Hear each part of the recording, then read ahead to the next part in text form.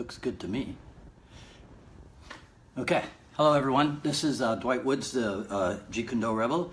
This is the I Love Jeet Kune Do broadcast number 9. And this is the one where we'll talk some more about Jun Fan kickboxing, Jun Fan Gung Fu. We'll talk a little bit about terminologies and much, much more.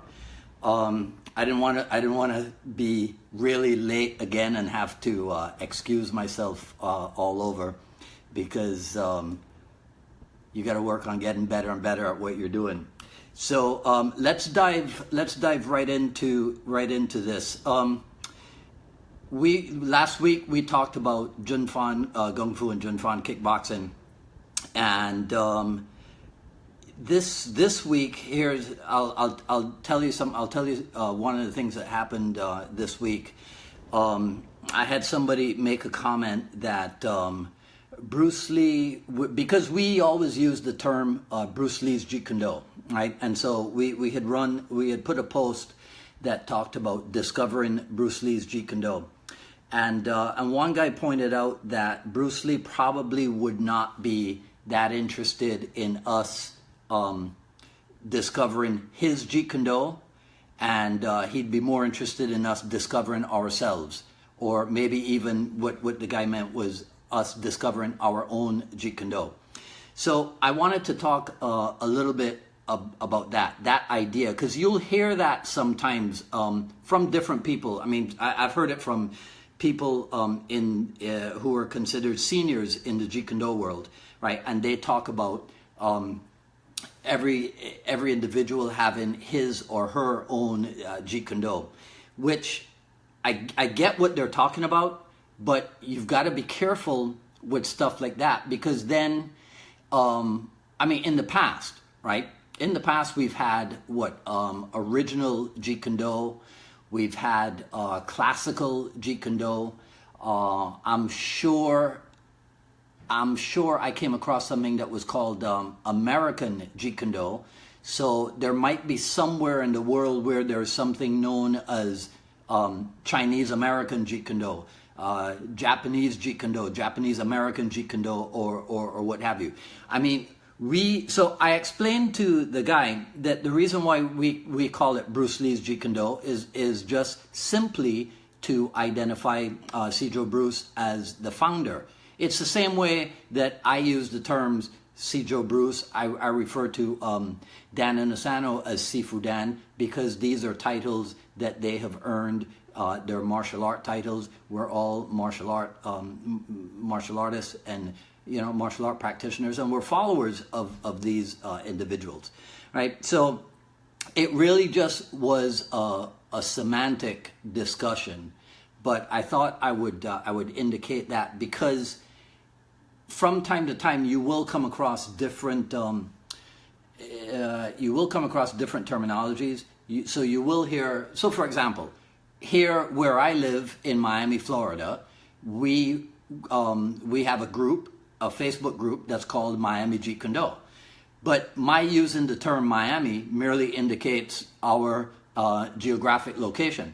It doesn't mean that Miami Jeet Kune Do is somehow different from Coral Springs Jeet Kune Do, where my friend Neil Colliff runs his school, right? So it was a semantic discussion, but it's of significance, because sometimes here's what happens. If you go back a couple of decades, there was the idea that original Jeet Kune Do, or even classical Jeet Kune Do. I remember there was even somebody who used a term called pre-1973 Jeet Kune Do. I kid you not. You can look it up, right? There was somebody who identified some aspect of the JKD world as that. And then, of course, there's the Jeet Kune Do concepts. And so these things, even though these, I hate to use this word, but let's call it arguments, right? No, let's not. Let's call it differences in approach. Yes, that's a better word, a better phrase, right? These differences in approach came up 20 plus years ago. It doesn't mean that they have completely disappeared, because as I spend more and more time, and I want to thank you guys as everybody is logging in and saying hello. Hey Sal, hey King Carlos, Kurt, thanks for coming in. Kenny and I spoke earlier this afternoon, and if I have time, I might actually tell you guys what we discussed because it is relevant to today's broadcast. So as you guys come on in, do Carlos and me a favor, like the video, share it out. Remember that one of our missions here is to spread hey Darwin, how are you? Is to spread the word of Jeet Kune Do, because yes, there's a lot of do y'all say controversy or controversy? I don't know how you guys pronounce it, but Jeet Kune Do still is and probably always will be a controversial topic because it's like any of a sphere or human endeavor that has a charismatic leader. Let's call it. Right? So if you look at religion, some religions have charismatic leaders, and then there are all these different branches. And so to a certain degree, Jeet Kune Do is just like that.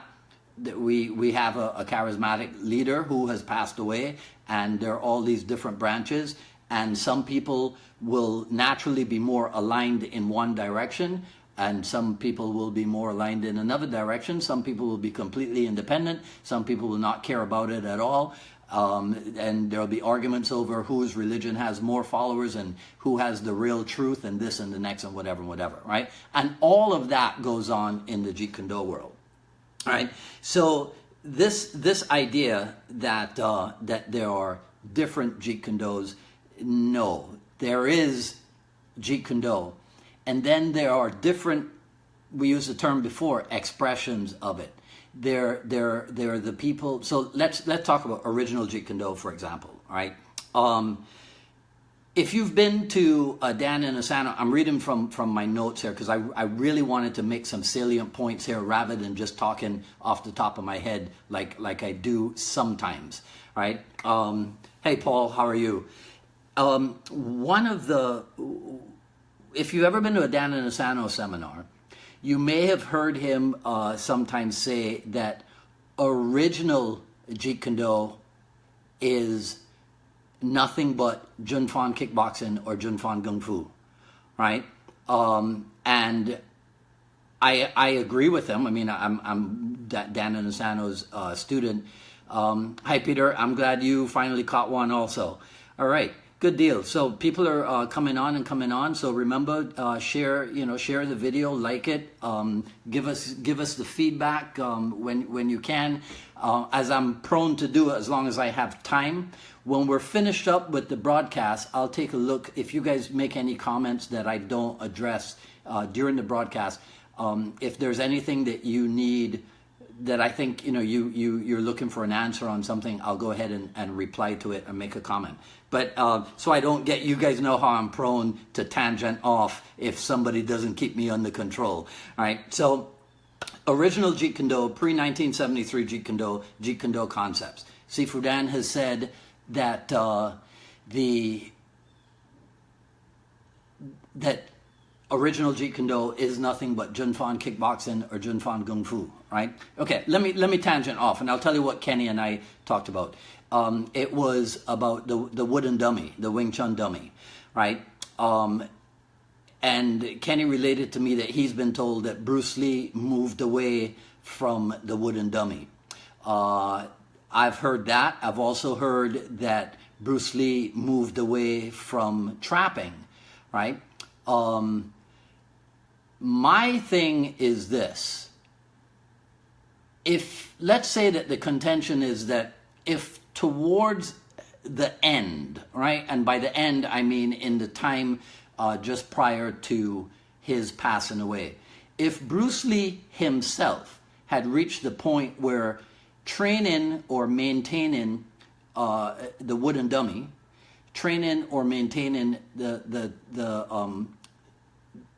skill of trapping, if he had gone past that for himself, then do we, when we come on board, do we pick up at the point where he himself had gotten to, or do we participate in the process?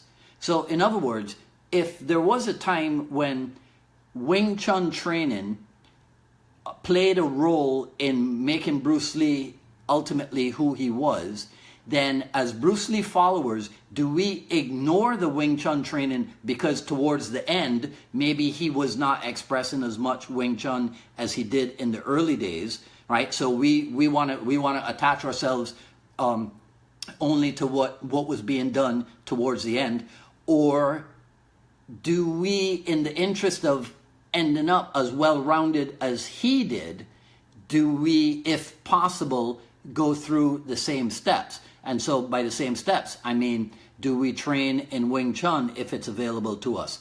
And if we train in Wing Chun, do we train on the wooden dummy if it's available to us? Right? Or do we just go, no, Bruce Lee wasn't so much into the Wing Chun, Bruce Lee wasn't so much into the trapping, so I'm not going to do the trapping and the Wing Chun and what have you. Personally, I have spent a lot of time in the Wing Chun training, some of it under guidance and direction. My Wing Chun teacher at one point was Sifu Francis Fong. I have worked with local Miami Wing Chun people from time to time. We hosted, I think it was Samuel Kwok in a seminar. It wasn't my original seminar, but we let the Wing Chun guys use our place, and so we were able to train with him. But I wouldn't call myself a Wing Chun expert, because my reasons for delving into Wing Chun are to arrive at an understanding of what Wing Chun provides. Because remember this, in your Jeet Kune Do training, this is a quote, this is a Bruce Lee quote that I'll paraphrase, right? It's not that you're looking to become a Wing Chun man. It's not that you're looking to become a boxer. It's not that you're looking to become a grappler. What you want to do is you want to understand the essence of what Wing Chun delivers, right? And so Wing Chun might be a tool for developing the Jeet Kune Do attribute of stickiness, let's say, right?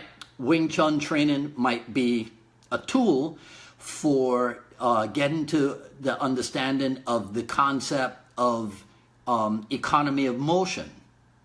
Boxing could be a thing that delivers agility and mobility, right? Footwork. It could be a thing that teaches your hands to be real fast, right? Grappling can develop a skill. I know a lot of people who actually, it worked both ways. I know a lot of people who got into grappling because of their body weight calisthenic exercising, and then the other way around. I know a lot of people who were in jiu-jitsu and fell in love with the whole idea of developing the ability to move your body on the ground. And so their love of groundwork became things like tack fit, things like what's the thing called? Now I'm gonna forget the name of it. It's one of those body flow things where people move low to the ground and what have you. I'm sorry, I can't remember the name of it right now. But what I'm saying is that that in Jeet Kune Do training, all of these things, and this is something that you may have heard me express before, in Jeet Kune Do training, all of these things become training methods. So Filipino Kali is a Jeet Kune Do training method. Muay Thai is a Jeet Kune Do training method. These are the things, and I hate to harp on the fact that for some people the whole thing becomes so confusing, because it's like, well, what are the arts that make up Jeet Kune Do? You know, there's something that has floated around on the internet that that Jeet Kune Do is in some way, some form or fashion comprised of 26 arts, you know, like techniques from 26 arts or what have you. And you can find it. It's got a listing of like different kung fu systems and what have you. And while that might be true, I wasn't there, so I don't know. But I mean, I do know that if you some of the terminology for punching and what have you, right? So like Gua Choi is not, to the best of my understanding, if there's a Jeet Kune Do historian around, you can correct me if I'm incorrect. The Gua Choi is not an original Wing Chun terminology. It's not a Wing Chun technique, right? Gua Choi comes from the Choi Le Foot system. So I think there is evidence that there were techniques taken from other Gung Fu systems. But this reminds me of something that I discussed with Sifu Asano at one point. And it was the fact that in your training, you could be, now dig this, right? And I hope I don't mess it up. In your training, you could be using techniques from one system, a training method from another different system, and I knew I was going to mess it up, but hopefully you guys get the point that I'm trying to make. You could be doing one thing and it could be comprised of elements of 3 or more different systems. But what you're doing is you're putting these things together in order to develop a skill, an attribute, or what have you. This is at the same time the thing that makes Jeet Kune Do complicated, but also makes it simple once you get to the point where you understand what is going on.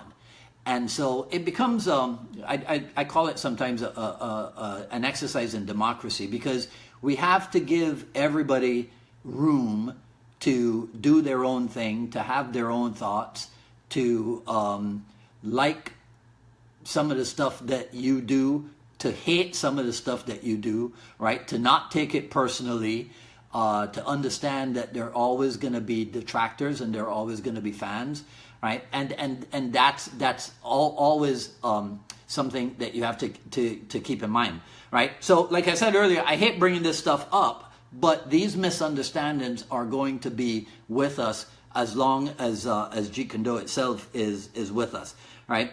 So, for example, what was I told you about Kenny and the Wing Chun dummy, right? Didn't I? Okay. See, this is why Carlos and I tease him about this all the time. This is why I said I need him to keep me on track, because I play jazz, right? And so I'll go off this way and the next way, right? And what have you. I don't play rock music, right? Anyhow, to finish up what Kenny and I were talking about with the Wing Chun dummy. So my personal opinion is that if you want to go ahead and delve into the Wing Chun dummy, then of course you do it. It's definitely going to help with your understanding of trapping, but you don't have to learn by heart the 108 or 116 Wing Chun dummy techniques. You could if you want to, but it's not an absolute necessity, right? Because we're trying to extract the essence of what Wing Chun Muk Jong training can do for us. So if anybody actually wants to take a look at this, I think it's probably on the YouTube, Paul Vunak's Wing Chun dummy thing, and you'll see Paul on there. Sometimes he's doing Wing Chun techniques, but then at other times he's doing Kali techniques. And then I think it's Ted Lukai, but I don't know if this is on the YouTube. I have it on VHS, but it's Ted actually shows, I think he did, unless it was something that I did on my own, but single stick technique, right? So Filipino Kali single stick technique on the wooden dummy. Because if you don't have a training partner, you can use the wooden dummy as a thing what in Kali we would call a de cuerdas training method, right? So there are all kinds of ways. And because there is no limitation in how we can approach what we're training, because there is no fixed way in Jeet Kune Do to approach what you're doing, then everything is subject to interpretation, everything is subject to misinterpretation, right? Everything is subject to confusion and clarity, and we're just going to have to deal with it as things come along, right? So another idea of dealing with things as they come along. we were talking about this in my class here in Miami just last night. There was a time in the old days where we talked about, you know, in trying to describe Jeet Kune Do to other people, to like civilians and maybe even sometimes to other martial artists, we would say it's easier for me to tell you what Jeet Kune Do is not than it is to tell you what it is. And I used to delight in using those kinds of explanations that are not explanations, if you know what I mean. And then I realized that I was not being as effective as I could be, especially with people who earnestly wanted to find out more about Jeet Kune Do. And so one of the things that I've taken to doing is referring to Jeet Kune Do as Bruce Lee's martial art and martial philosophy. And then for me personally, it is an art and philosophy that encourages the development of well-roundedness. Well-roundedness as a martial artist and well-roundedness as a human being. So here's what that leads me to. Well-roundedness as a martial artist, in applying another, let's call it Jeet Kune Do concept of the daily decrease, right? So I'm trying to simplify something that's really difficult to simplify. But here's my attempt at it. There are two types of martial art training. There's empty hands and there's weaponry. That's it. There's two, right? Well, maybe three, because there are systems that will deal in both empty hand training and weaponry training. But for example, traditionally Taekwondo doesn't have weapons in it. Of course, you know, as weapons training became popular, they had to borrow from other methods and bring it into I'm just kidding, right? But you know what I'm talking about. Boxing is a martial art. Boxing doesn't have anything other than empty hands, right? Then there's some, as far as I know, Kendo, Japanese Kendo, doesn't have any empty hands training. So that's what I mean. So that's an attempt to simplify the world of martial art. There are two types of martial arts: those that concentrate on weaponry, those that concentrate on empty hands, and then of course there are blended systems that will concentrate on both. In empty hands, there are 4 skills. You kick, you punch, you trap, you grapple.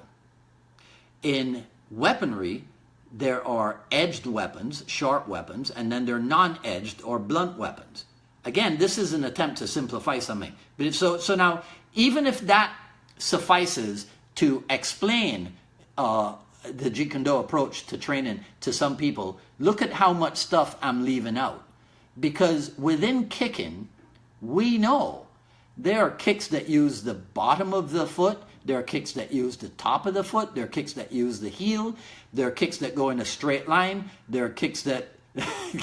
Okay, Kurt, that's one of the ones that focuses on empty hands and weaponry. Right? Okay, I stand corrected. So, hang on one second. I just got a flash that says that my network is messing up. So, guys, if this cuts out, I will hang on. Give me 1 second. Let me see if I can fix something here on the laptop, because I'm trying to do what Carlos has taught me to do. So I'm using my primary tool here is the iPhone. I'm just trying to see if anyhow, if things mess up, I'll continue talking. I'll record it. I'll post it later for you guys. So where were we, right? Because Kurt so kindly interrupted me with his comment about Okinawan karate. I'm just kidding, right? So yeah, so there's in trying to simplify things, there's a whole bunch of things that you're going to leave out, right? Within weapons, there's flexible weapons. There's throwing weapons, there's projectile weapons, right? And then there's even the idea of kicking and punching within weaponry, right? I mean, those of you, no, I know that, Kurt, I'm just teasing too. I didn't mean any myself, right? So if you spent any time in Filipino Kali, you'll know that one of the things that we investigate is being able, for example, to apply an arm lock and a throw, right, and a lock on the ground with the stick in your hand. Because the theory is, if we can do it with the stick, then doing it empty-handed is so much easier. That's where we get the expression that Filipino Kali is kind of a secret method of turbocharging your empty-handed system. You see? So again, that goes back to what I was telling you earlier, that Filipino Kali is a Jeet Kune Do training method, because we're trying to build our skill in the technique. So one method, put, for lack of a better expression, I'll call it an obstruction. Put the single stick in your hand, right, and try to do a trap and a lock and a throw with single stick. And then when you're real good at that, you can drop the stick and you can do the empty-handed version of that same technique sequence, and you might find that it's a lot smoother, that it's a lot tighter, that it's a lot more effective. Likewise with the wooden dummy.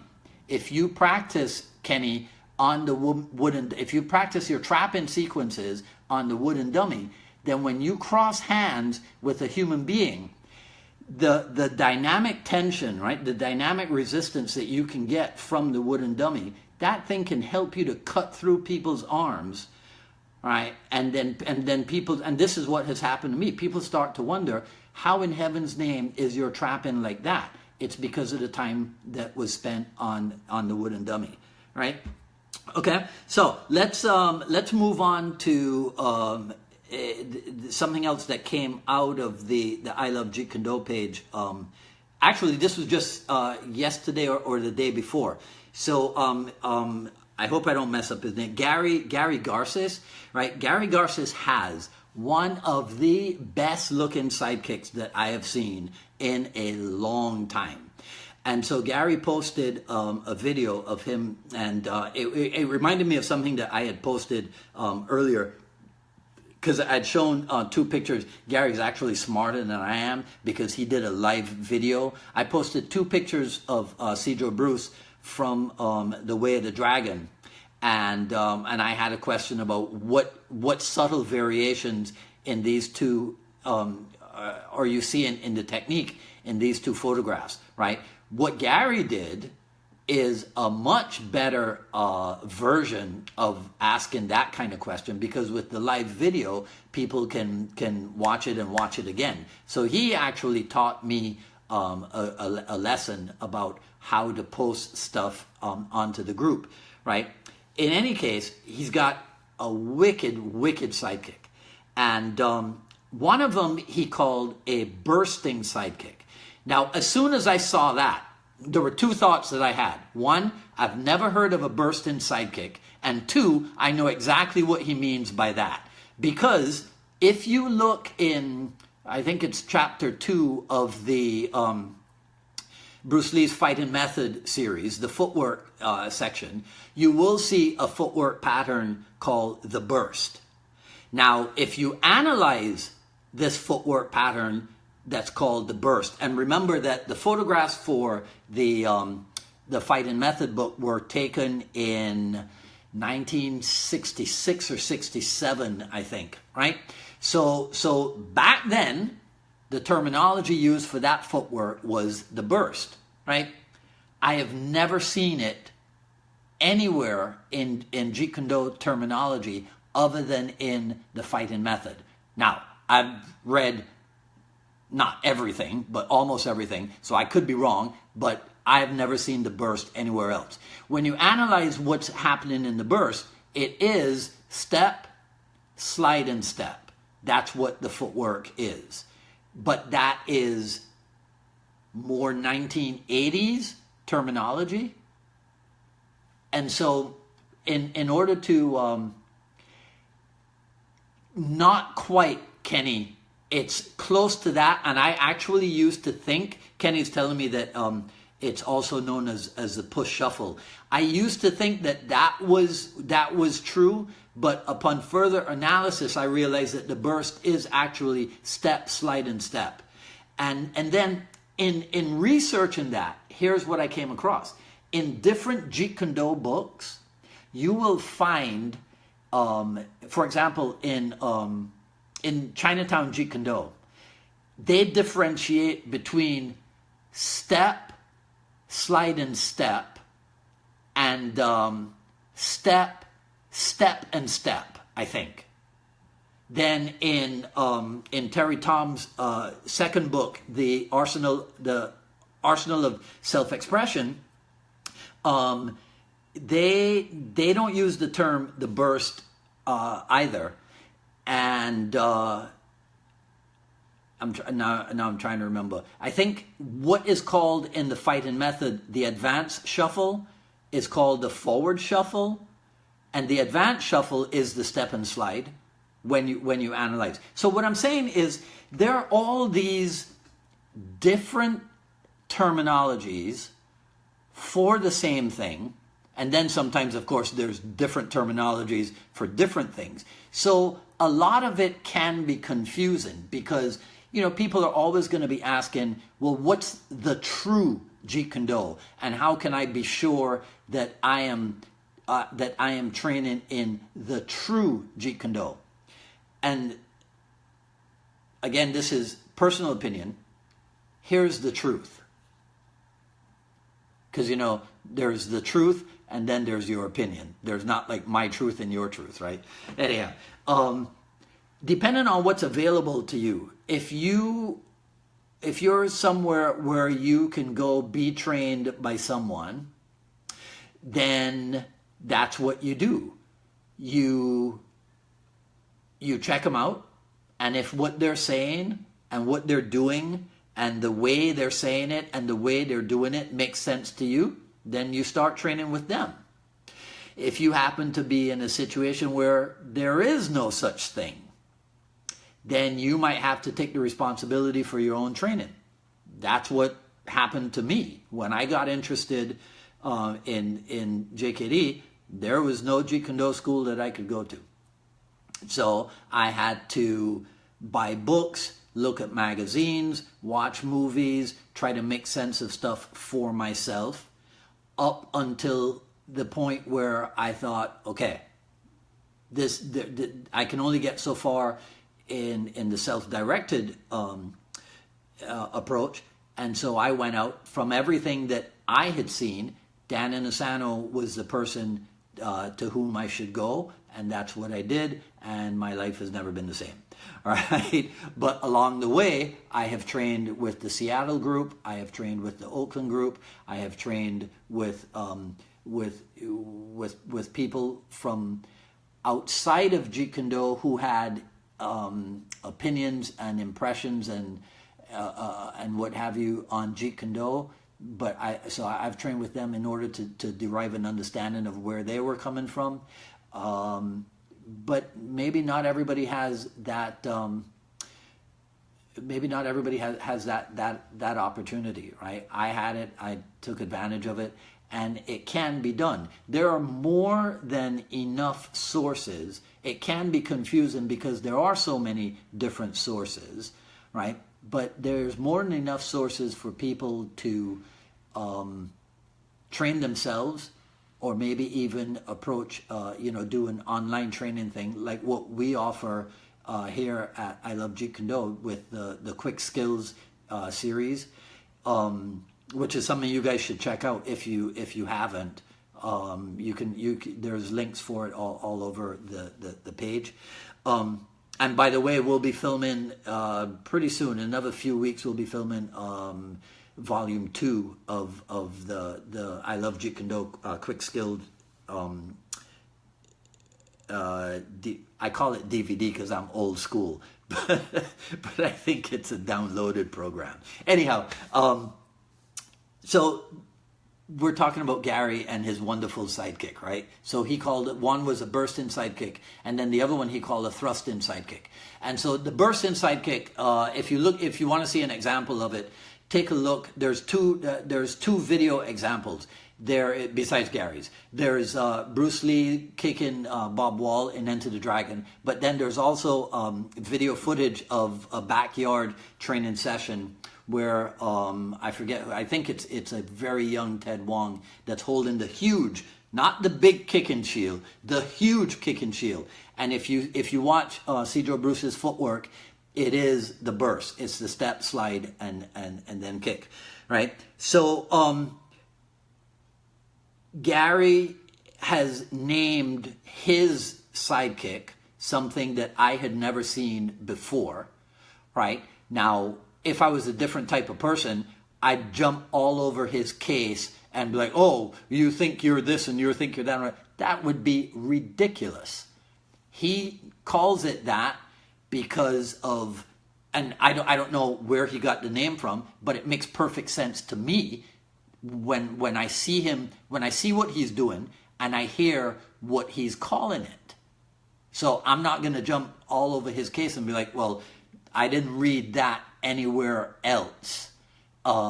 You know, just because I haven't seen it anywhere else, I'm not going to turn around and discredit Gary and his approach. So if you guys haven't seen that on the page, you got to take a look at it. It's like a wicked sidekick. All right. The other thing that I wanted to talk to you guys about is, let's see. Okay, when I talked to you earlier about there just being two types of arts, right? There's weapons-based and there's empty hand-based. And I told you that even though that's an attempt to simplify things, there's so much stuff that has to be left out, right? See, and this is why, actually, I should tell you this, and I'm not telling you guys anything that you don't know, right? Here's the deal. Jeet Kune Do is a lifelong pursuit because, I'll say it for a third time or fourth time, we're trying to simplify something. You know, you ever seen the quote? It's in Sifu Dan's Jeet Kune Do book. I think it's actually the name of a chapter. The art of Jeet Kune Do is simply to simplify. And when you hear about Jeet Kune Do techniques, they should be simple, they should be direct, and they should be effective. Right? So a lot of times we hear this thing about simple. But I'm going to tell you this, right? If you think that simple means simplistic, then I would not agree with you. You see, I think that in order for you to ultimately become simple, you got to spend a lot of time in the complex, right? It's like, I think this is another Bruce Lee quote. He said that he didn't do extraordinary things, but that he did simple things in an extraordinary manner. You see, that extraordinary manner, which is really a way of saying he trained the smack out of it, right? That is complexity. Because for a lot of people, a simple approach would be, I'll do it 10 times. Well, yeah, that's simple, right? But a simplistic approach would be to train it, and I'll use the way too common and overused phrase, a simplistic approach, right? This is my opinion, would be to train it 10,000 times, right? In order to then end up with that simple single sidekick. You see what I'm saying? So when you see Bruce Lee hit somebody with a sidekick, there is no way that he used a simple approach to his training in order to develop that sidekick. There is no way. Right? It had to have been done a ton of times, right?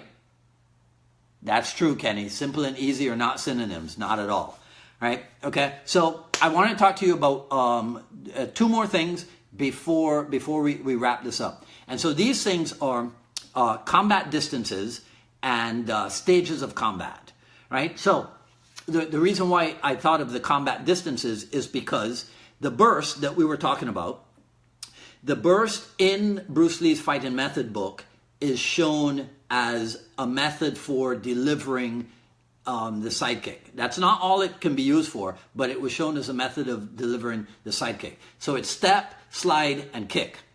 And so the way that applies for me is the step, slide, and kick is done at the combat distance that I would call out of range, which is defined as one step or one or more steps beyond the brim of fire. So there's three combat distances. There's in range, there's brim of fire, and then there's out of range. So we're moving backwards from the opponent.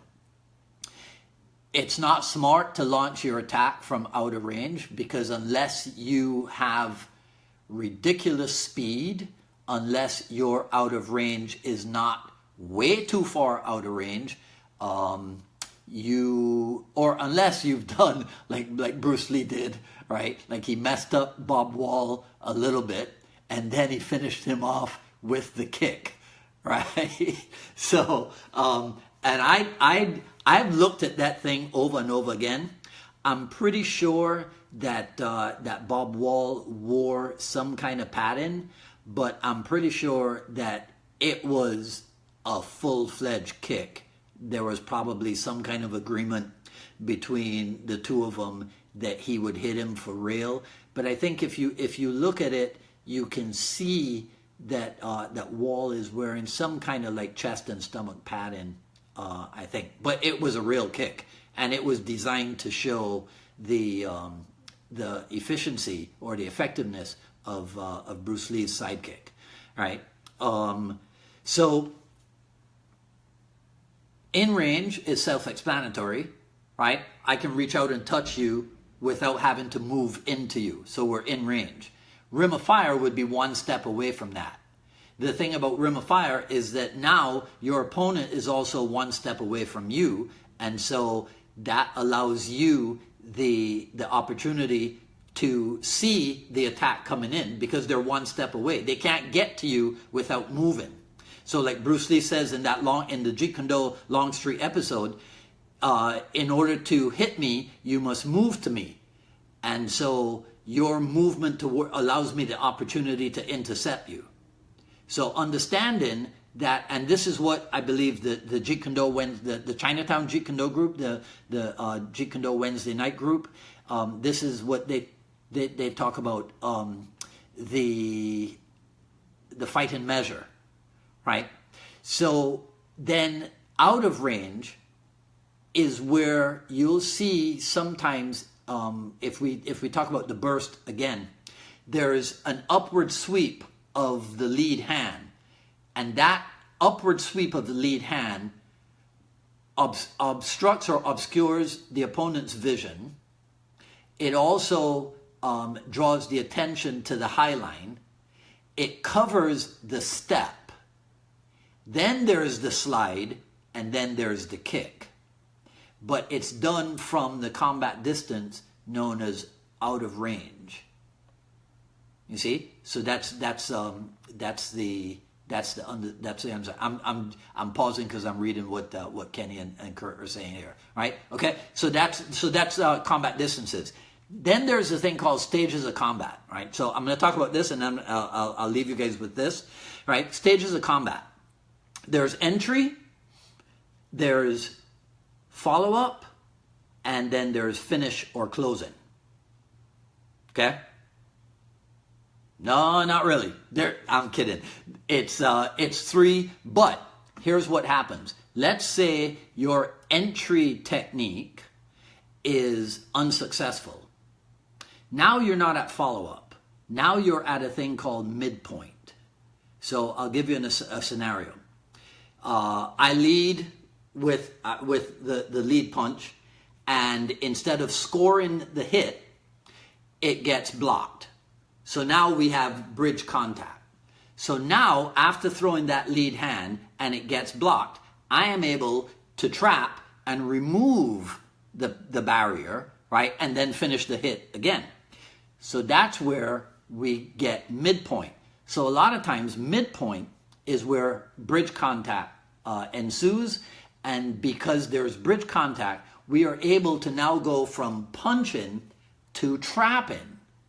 And then we can continue with whatever else. You could go back to punching. So that's why I think it's in the Jun Fan Jeet Kune Do textbook, right? The Chris Kent and Tim Tackett book. That's where you'll see that trapping, or you'll even hear Paul Vunak say this, it's the cutest thing, in his trapping video, that you don't trap and go, did I beat him? Right? There's a reason to trap. And to say that, well, the reason is to remove the barrier, no, that's part of it. You trap to hit, you trap to take, and so you can trap to hit, as in punch, elbow, chop, claw, right? Whatever.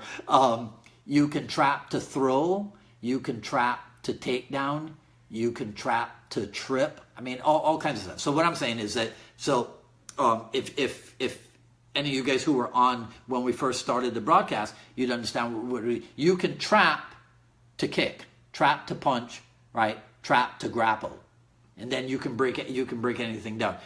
Emmanuel is asking me if I could do a video about breaking down the Tao.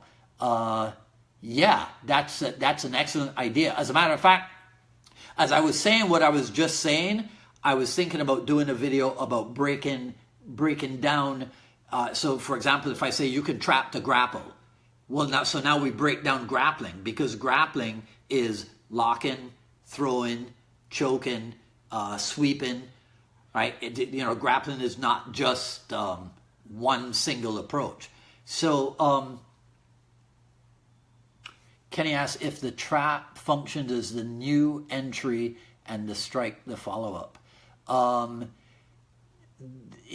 Well, yeah, that's one way of looking at it, but again, that could be confusing to somebody, right? Because somebody else would say, Kenny, that the trap merely serves, since it's not a strike, then it's not an entry technique, right? So somebody would say that's why it's called midpoint, and then the strike is the new entry. I mean, there's all kinds of ways of looking at it. And I think that sometimes one of the problems in Jeet Kune Do is that we can all get caught up in just what do you call this and what have you. And it's good and bad at the same time.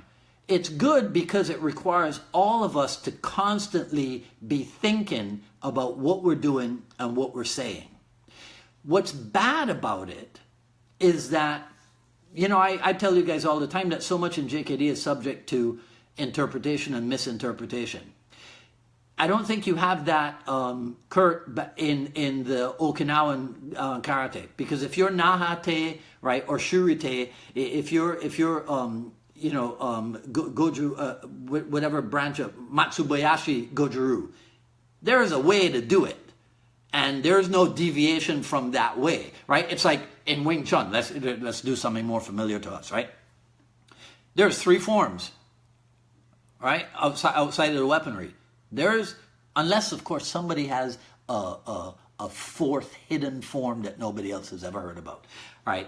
But I guarantee you that even within Sunam Tao, you can come across variations on how they go from Tan to Hyun.